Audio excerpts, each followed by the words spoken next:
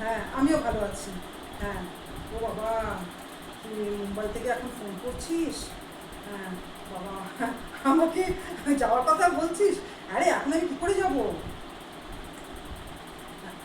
না না না, যাবো তো ঠিকই, কিন্তু এই মুহূর্তে যেতে পারছি না, বুঝলি, কিছুদিন পরে যাবো।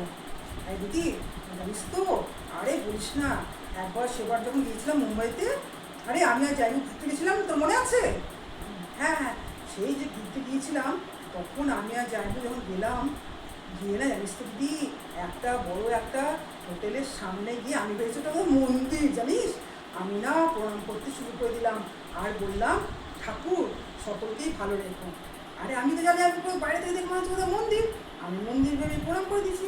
তারপর জানি বললো, এমা এটা তো মন্দির নয়, এটা তো একটা বড় একটা রেস্টুরেন্ট। আরে মা, যাকে বাবা, কি লজ্জায় পড়ে গেছিলাম তখন, বল। সত্যি, দি তোরা তো বল না, ভালো ভালো সব আর্টিস্টদের দেখছি, বল, সব সিনেমা আর্টিস্ট ওখানে থাকে, বল তোদের কি মজা।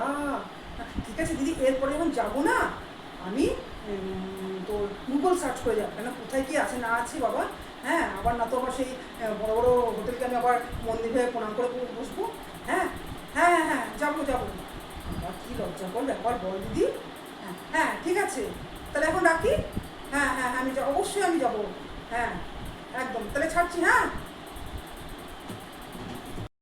বাবারে বাবা, ইস, কি লজ্জাকর ব্যাপার, বড় একদম রেস্টুরেন্ট, বড় বড় হোটেল, হ্যাঁ, আমি ওটাকে মন্দির ভেবে আমি প্রণামই করে ফেলেছিলাম।